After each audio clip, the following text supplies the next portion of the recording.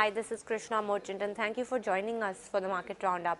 The Indian markets snapped four sessions of winning streak and ended lower on Friday ahead of the RBI policy next week on back of profit booking in rate-sensitive shares. The Sensex was down 0.6% at 19,287, and the Nifty declined around 0.8% at 5,871.45. However, for the week, the markets were up 1.5%.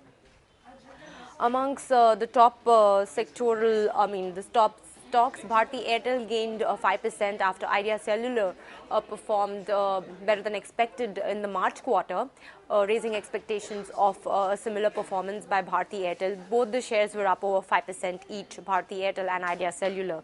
ICICI Bank slumped 3%, although results were in line with estimates on back of higher loan growth.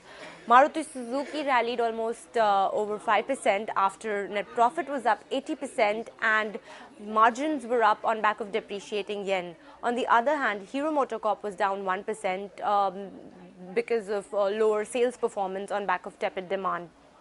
Jet Airways saw profit booking today. The stock fell 4%. It had a decent run-up of over 20% in the last few sessions of trade following the announcement of a deal with Etihad. Top losers on the Sensex were Reliance Industries down 3% and TCS declined 2%. Major gainers were L&T and HDFC, which was up 1.5%, and Tata Motors gained 1%.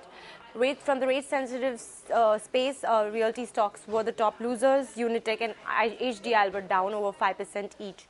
All eyes are on the RBI policy, which will be out next week. There are expectations of at least a 25 basis point rate cut.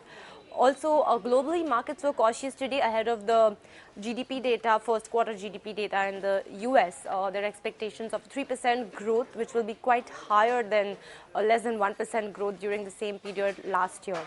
That is all for today. Do stay tuned to livemint.com for more updates.